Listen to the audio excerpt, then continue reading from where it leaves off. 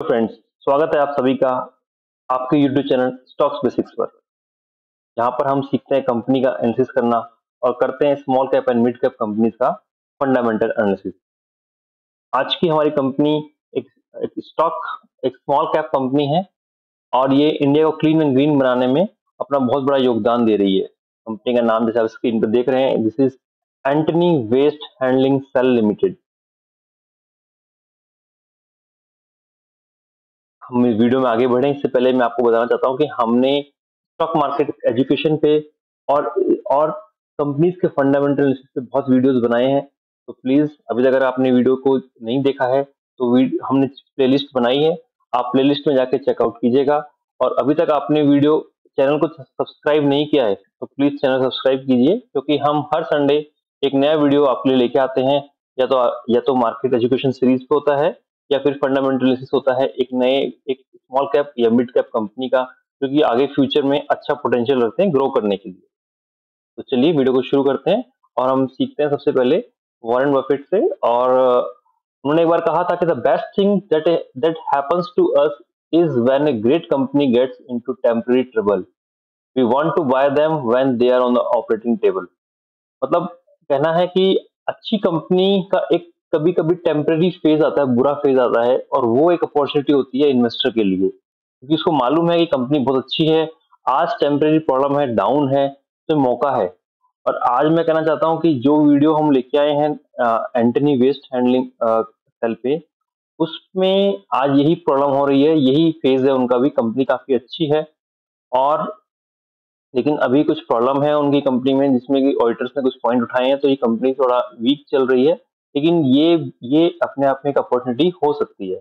वैसे कोई भी रिकमेंडेशन नहीं है, हम ऑलरेडी बता चुके हैं, ये जस्ट एजुकेशन और एनालिसिस पर्पस के लिए है। तो वीडियो को हम लोग आज वीडियो में इन कवर करेंगे, हम कंपनी के बारे में जानेंगे, मैनेजमेंट के बारे में जानेंगे, फाइनेंशियल रेशियोज और इन्वेस्टर पीपीटी उन्होंने अभी दी है फाइनेंशियल ईयर 2023 के लिए, तो उसका एनालिसिस करेंगे।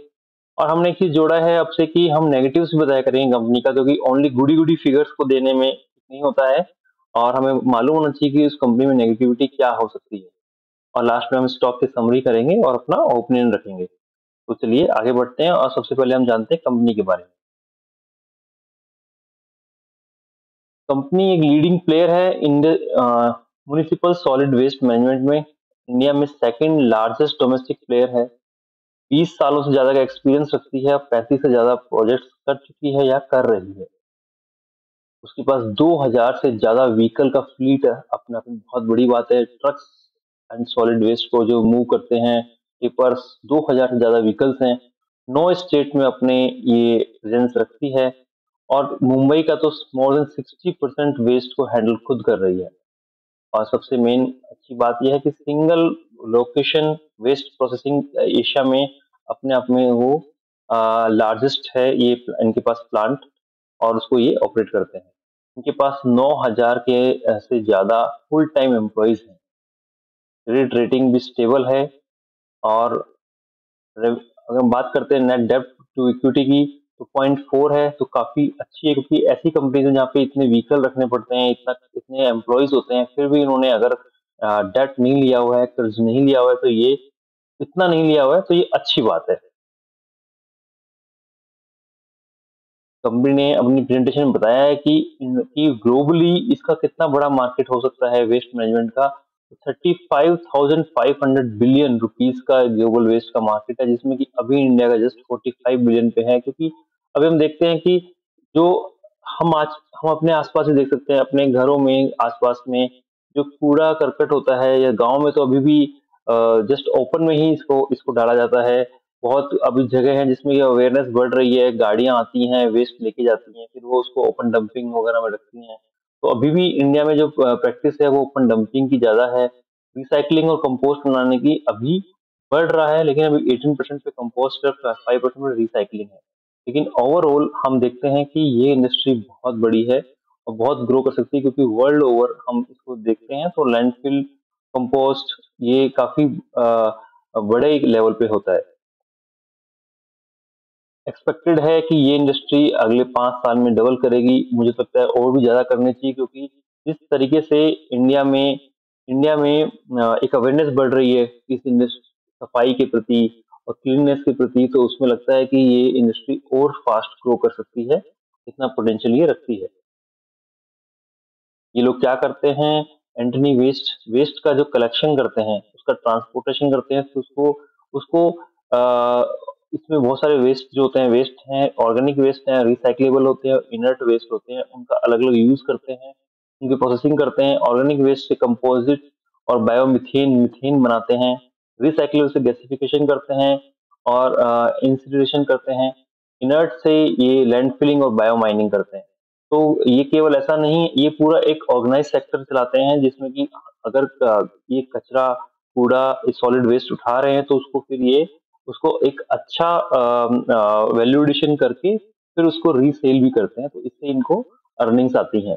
तो दिस वे एक बार तो इनके लिए कहा गया था कि ये कचरे से सोना बना रहे हैं, तो ऐसा भी एक आर्टिकल आया था बहुत समय पहले, तो ये अपने आप में सही है। ये कंपनी कुछ की माइलस्टोन्स इन्होंने कैसे-कैसे शुरू किया, कैसे-कैसे बढ़ रहे हैं। स्टार्टिंग मुंबई से करी, महाराष्ट्र से करी, फिर उन्होंने नागपुर और अब इन्होंने नोएडा, और जब देखा था कि 7 से ज़्यादा स्टेट्स में आ चुके हैं। आगे बढ़ते हैं और हम इनके बारे में देखते हैं, इनके मॉडल्स के बारे में। अभी इन्होंने नंबर प्रोजेक्ट्स 14, 15 और देखिए 25 प्रोजेक्ट लगभग कर रहे हैं। रेवेन्यू देखिए किस हिसाब से बढ़ रहा है। इन्होंने अपनी वेबसाइट पे दिया हुआ है कि 109 करोड़ करते थे 5 साल में, लेकिन ज़्यादा तेज़ नहीं बढ़ा था। लेकिन आज देखिए फाइनेंशियल ईयर 23 में 876 करोड़ तक ये रेवेन्यू कर रहे हैं, और इनके जो एवरेज ऑनगोइंग कॉन्ट्रैक्ट हैं, वो कॉन्ट्रैक्ट लगभग कोई 7 साल तो कोई 20-20 साल तक के कॉन्ट्रैक्ट इनको मिलते हैं। और जैसे हमने देखा था कि 9 स्टेट्स में ये एग्जीक्यूशन कर रहे हैं अपने, और 25 प्रोजेक्ट इनके चल रहे हैं, जिसमें कि अब ये इन्होंने बेंगलुरु, ओखला, नोएडा, वाराणसी, झांसी स्मार्ट सिटी, यहाँ पर ये आ चुके हैं। और जहाँ पर इन्होंने अपने प्रेजेंस दिया है उसमें हम देख सकते हैं कि नवी मुंबई है, नोएडा है, उन्होंने स्वच्छ भारत सर्वे जो होता है उसमें अच्छी पोजीशंस बना रहे हैं। ये 3rd है नवी मुंबई, 5th है नोएडा, 13th थाने। इसका मतलब ये अच्छा काम कर रहे हैं, और हम मान सकते हैं कि इनका इनका काम काफ़ी इफ़ेक्टिव है। यहाँ पर हम देख सकते हैं कि ये इनका single largest location plant Asia में इनके पास है, जो कि जिनको प्रोजेक्ट मिला हुआ है, 2010 से कर रहे हैं और 2036 तक ये प्रोजेक्ट चलेगा, और फिर जब रिन्यू होगा तो तब भी ये लोग रेस में ज़रूर रहेंगे। और इसकी handling capacity 5,500 ton per day से ज़्यादा है। तो हम देख सकते हैं कि ये उसमें से लाइट भी बना रहे हैं, इलेक्ट्रिसिटी बनाते हैं और उसको रीसेल करते हैं। तो इस तरह से ये उसमें से एनर्जी बना रहे हैं और उसको रीसेल करते हैं, और ये अपना इस तरह से रेवेन्यूज को अर्न करते हैं। अब हम जानते हैं इनके मैनेजमेंट के बारे में कि कौन है इनके मैनेजमेंट में। तो ये कंपनी जो ओपन की थी वो थी जॉस जैकब कलराकल, और फिर उन्हीं की फैमिली मेंबर्स हैं, शिजू जैकब और शिजू एंटनी, और इन सब के नाम पे कंपनी का नाम है Antony Antony waste handling cell limited. तो ये जो हम देख सकते हैं कि ये इन्होंने लाइक चेयरमैन मैनेजिंग डायरेक्टर हैं जॉस जैकब, वो एक मैकेनिकल इंजीनियर हैं, और उन्होंने हार्वर्ड बिजनेस स्कूल से ऑथेंटिक लीडर डेवलपमेंट कोर्स भी किया है लंदन से। और ऐसे ही शिजू जैकब हैं, वो भी बीई हैं केमिकल इंजीनियरिंग से, और उन्होंने भी अच्छी पढ़ाई की, तो काफ़ी इंटेलेक्चुअल हैं। और नॉन एग्जीक्यूटिव डायरेक्टर्स जो हैं, वो भी काफ़ी एक्सपीरियंस्ड और इंटेलेक्चुअल हैं। अजीत कुमार जैन हैं, जिन्होंने मास्टर्स डिग्री रखते हैं केमिस्ट्री में, और उन्होंने यूनिवर्सिटी ऑफ बर्मिंघम से भी मास्टर्स डिग्री ली है। सुनीत माहेश्वरी हैं, प्रिया बाला सुब्रमण्यम हैं। तो हम ये थोड़ा समझ सकते हैं कि एक लेवल पे इन कंपनी का जो मैनेजमेंट है वो एक स्ट्रांग है और एक्सपीरियंस्ड है। अब हम आते हैं इन कंपनी के फाइनेंशियल हाइलाइट्स को लेके। तो फाइनेंशियली हम देखते हैं, हम ईयर ऑन ईयर बेसिस पे बात करते हैं, क्वार्टर ऑन क्वार्टर पे कई बार रिजल्ट्स बहुत अच्छे एनालिसिस नहीं हो पाते हैं। तो ईयर ऑन ईयर पे इन्होंने 5 साल का अपने ही चार्ट दिया हुआ है। तो फाइनेंशियल ईयर 19 से स्टार्ट करके 23 तक तो 298 करोड़ का रेवेन्यू करते थे, तो ये हर साल बढ़ाते हुए इसको 667 लास्ट ईयर किया था, और इस साल इन्होंने जो फाइनेंशियल ईयर खत्म हुआ है तो 877 करोड़ का रेवेन्यू किया है। तो जो जो अपने आप में दिखाता है कि हाँ रेवेन्यू ग्रो हो रहा है। एबिटा मार्जिन्स जरूर दिख रहे हैं कि 29% तक करते थे, लेकिन कंपटीशन और हाई ट्रांसपोर्ट कॉस्ट के कारण एबिटा मार्जिन्स थोड़े कम हुए हैं। अभी 19.2% का एबिटा मार्जिन है इनका। एबिटा का अर्निंग बराबर है लगभग 167-168 करोड़, लेकिन एबिटा मार्जिन्स कम हो गए हैं।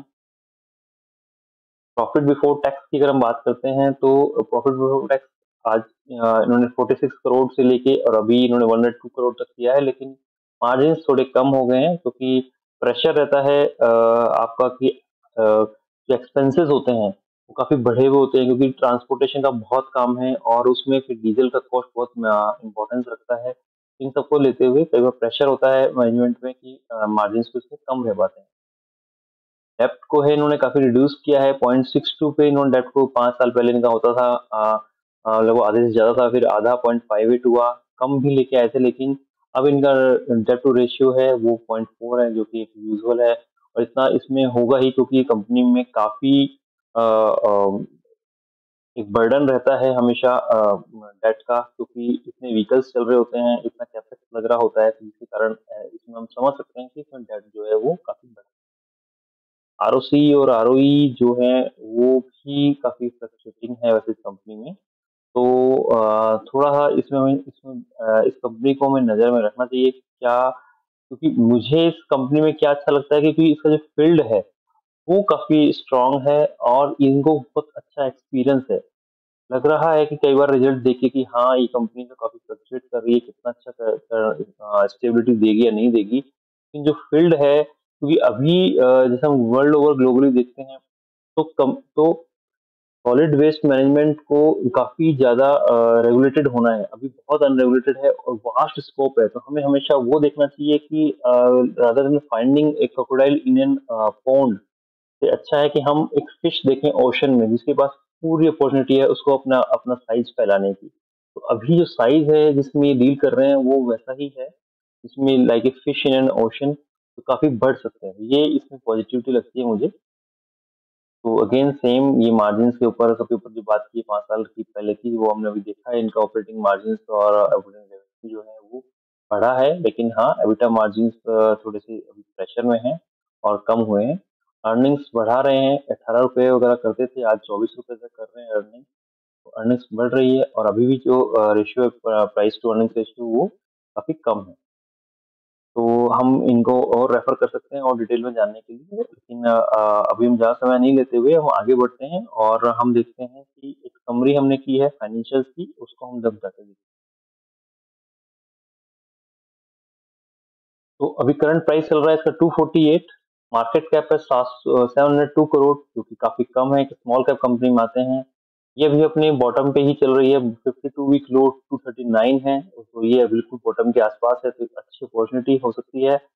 52 वीक जो हाई है वो 369 है। स्टॉक का प्राइस टू अर्निंग्स 10.3 है, जो काफी अच्छे लेवल पे हम देख सकते हैं, और अभी इस स्टॉक में थोड़ा और डाउन जाने की आशंका है क्योंकि अभी इनका रिजल्ट आया है और इनके ऑडिटर्स ने कुछ क्वेश्चंस उठाए हैं, क्योंकि इसमें कुछ ऐसा था कि इन्होंने बताया था इनके ऑडिटर्स ने कि इनको कुछ जगह से पेमेंट नहीं मिला है म्युनिसिपल कॉर्पोरेशन से कुछ समय से, जो आम बात जो होती है कि गवर्नमेंट एजेंसी से कई बार पेमेंट फंस जाते हैं। तो उस कारण से ये सेंटिमेंट्स में अभी ये डाउन हो सकती है और सेलिंग प्रेशर आने के कारण प्राइस टू अर्निंग्स काफी कम हो सकता है, लेकिन जैसा हमने देखा था वॉरेन बफेट ने कहा था कि टेम्परेरी प्रॉब्लम्स आती हैं कंपनी से बहुत बार, वो एक मौका होता है। तो ये भी एक मौका हो सकता है, तो हमें अपना एनालिसिस करना चाहिए इन्वेस्टमेंट करने से पहले और इस चीज को भी ध्यान रखना। तो हम देख सकते हैं कि सेक्टर का प्राइस टू अर्निंग रेशियो 26 के लेवल पे है, जबकि स्टॉक का प्राइस टू अर्निंग्स 10 पे है। स्टॉक का प्राइस टू बुक वैल्यू भी काफी कम है, 1.45 पे है, जबकि सेक्टर 3.25 पे रहता है। डिविडेंड ये कंपनी नहीं दे रही है और हमने देखा था सेक्टर में जो और कंपनी थी तो डिविडेंड नहीं दे रही थी वो। आरओई जस्ट एक नॉर्मल लेवल पे 15%, आरओसी रिटर्न ये 18% पे है, जो कि हम उसको मान सकते हैं कि बहुत हाई नहीं है, लेकिन हाँ बहुत लो भी नहीं है। प्राइस टू अर्निंग जैसे हमने बताया कि 24.1 है, जो कि 9.1% आ रहा है, तो नॉर्मल है, ठीक है। पीजी रेशियो करंट रेशियो भी काफी ठीक है, नॉर्मल से हैं। 5 ईयर का सेल्स ग्रोथ देखिए काफी अच्छा है, 25% से ये लोग अपना सेल्स ग्रोथ कर रहे हैं और 5 ईयर का प्रॉफिट ग्रोथ भी 18% मान सकते हैं। और प्रोमोटर होल्डिंग जो है वो बहुत हाई नहीं है, 46.2% है। तो प्रोमोटर होल्डिंग लेकिन कांस्टेंट है। इन्होंने प्रोमोटर होल्डिंग काफी चेंज नहीं हुई है, तो हमें मान सकते हैं कि हाँ लेवल पे है, इन्होंने मेंटेन किया हुआ। अब हमने जो बात की थी कि हम बात क्या करेंगे कि नेगेटिविटी की भी हर स्टॉक के बारे में, क्योंकि हम जानना चाहेंगे, हम भी चाहेंगे कि क्या उस स्टॉक में नेगेटिव है जो कि उस एंगल से भी देखना चाहिए। तो हमने इसमें देखा कि ये डिपेंडेंट है बहुत ज़्यादा म्युनिसिपल कॉर्पोरेशन पे, उनके उनके टेंडर्स पे, कि उनको टेंडर मिलता है लाइसेंसिंग वगैरह पे, तो ये नेगेटिव है। पेमेंट डिले हो सकती है, जैसा कि हमने देखा था कि इनके ऑडिटर्स ने भी कहा है कि कुछ म्युनिसिपल्स ने की है कुछ समय से, तो ये एक पॉइंट हो सकता है। लाइसेंसिंग करनी पड़ती है कॉन्ट्रैक्ट्स को विन करने के लिए, लेकिन एक बात ये भी है कि एक बार कॉन्ट्रैक्ट मिलता है तो बहुत लंबा होता है, कभी और 5 ईयर्स, कभी 10 ईयर्स, 30। और हाँ, इंक्रीज़्ड इनपुट फ्यूल कॉस्ट हो सकता है, कई बार ट्रांसपोर्टेशन बहुत ज़्यादा होता है, इनके पास 2000 से ज़्यादा ट्रक एंड ट्रांसपोर्टेशन है, जिसको ये खुद ऑपरेट करते हैं, और फिर उसमें ट्रांसपोर्टेशन में अगर ऐसा है तो फिर फ्यूल कॉस्ट को लेके भी काफ़ी कई बार बर्डन हो सकता है। तो ये कुछ नेगेटिव पॉइंट्स हो सकते हैं, लेकिन ओवरऑल जो मुझे पॉजिटिविटी लगती है इस पूरे स्टॉक में, वो है इसका फ़ील्ड। कि ये जिसमें है वो है कि क्लीननेस को बढ़ा रही है गवर्नमेंट, क्लीननेस को बढ़ा रही है, और जैसा-जैसा हम लोग अब आने वाले टाइम में स्वच्छता के प्रति जागरूक होंगे और हो रहे हैं, तो उसमें ऐसी कंपनीज़ का रोल काफ़ी इम्पोर्टेंट होने वाला है। तो इन द एंड हम इस स्टॉक की समरी करते हैं, तो मेरी नज़र में ये कंपनी की प्रोफाइल अच्छी है, क्योंकि इनको अच्छा एक्सपीरियंस है, मैनेजमेंट भी ठीक है। अभी तक कोई भी ऐसी कोई शिकायत समझ में नहीं आई है लास्ट 20 इयर्स में। मार्केट साइज़ सबसे बेस्ट है इसमें, बहुत बड़ा है, बहुत वास्ट है। अभी इनका खुद का मार्केट कैप काफ़ी कम है, तो स्मॉल कैप में है और काफ़ी ग्रो हो सकते हैं, ग्रो कर भी रहे हैं रेवेन्यूज़ को। हाँ, अभी अर्निंग्स को लेके काफ़ी प्रेशर है। इसलिए हमने कहा कि फाइनेंशियल रेशियोज़ नॉर्मल हैं, शेयर होल्डिंग पैटर्न भी नॉर्मल है, क्योंकि अभी लेस देन 50% पे है, लेकिन कांस्टेंट बनाए हुए हैं इन्होंने। और कॉम्पिटिटर्स, क्योंकि कॉम्पिटिशन बहुत कम है, अभी ये सेकंड लार्जेस्ट है, हमने देखा अभी इंडिया में कॉम्पिटिशन काफ़ी कम है, तो उस तरीके से हम देख सकते हैं कि ये अपने स्ट्रॉन्ग है। तो ओवरऑल हम कह सकते हैं कि हाँ, it can be kept in your watch list for further analysis. तो हमें रेशियोज़ को निकालने में हेल्प की स्क्रीनर ने, तो उसको हम थैंक्स करते हैं, और इन द एंड हम आपसे रिक्वेस्ट करेंगे प्लीज़ वीडियो को लाइक करके जाइएगा, शेयर कीजिए, कमेंट कीजिए, बताइए कि आपको और कौन से स्टॉक हैं जिसको लगता है कि आप स्मॉल कैप में हैं और लगता है बहुत पोटेंशियल है, और चाहते हैं कि आपके हम उस पे जाके आप एनालिसिस करें और एक वीडियो बनाएँ, तो प्लीज़ हमें कमेंट करके बताइए। और प्लीज़ चैनल को सब्सक्राइब नहीं किया तो चैनल को सब्सक्राइब कीजिए, क्योंकि हम हर संडे एक यूज़फुल वीडियो लेके आते हैं, और हमारी कोशिश होती है कि हम दर्शकों को कुछ वैल्यू एडिशन कर सकें उनके उनके नॉलेज में, उनके उनके पोर्टफोलियो में। तो till then take care, bye bye.